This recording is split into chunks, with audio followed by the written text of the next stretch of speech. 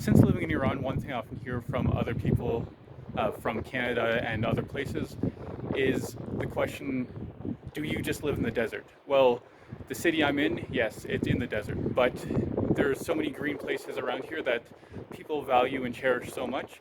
And that could be anything from the parks here, it could be the small circles in the road itself. People go have picnics there as well. So every bit of grass is valuable to the people here. The one thing different from here in Canada is certain places here, and quite a few places actually, they don't want you to walk on the grass. Whereas in Canada, you're expected that you're walking on the grass wherever you are. So when you come from Canada to Iran, you certainly do miss the trees. And I heard up north, it's full of trees as well. But in the city of Qom itself, it's definitely desert. All around it is desert, it's all sand. But when you're in the city itself, obviously you don't notice that you are in the desert. It's not that big a deal. It's no different than any other city when you are in the city itself. It's only when you go to the edges of the city that you notice that you're actually in the middle of a desert. So there's just some small things like this that you have to get used to in different cultures.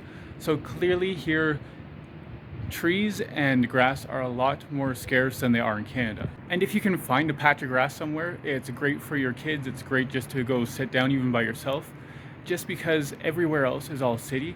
So these small parks that are maybe every several blocks or so, and then there's some larger ones in different parts of the city.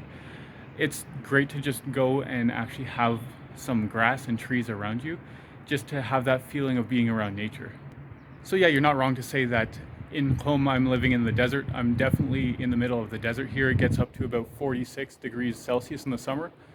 And there's many other cities and towns around Iran that wouldn't really be classified as desert, but in this city, it definitely is all desert.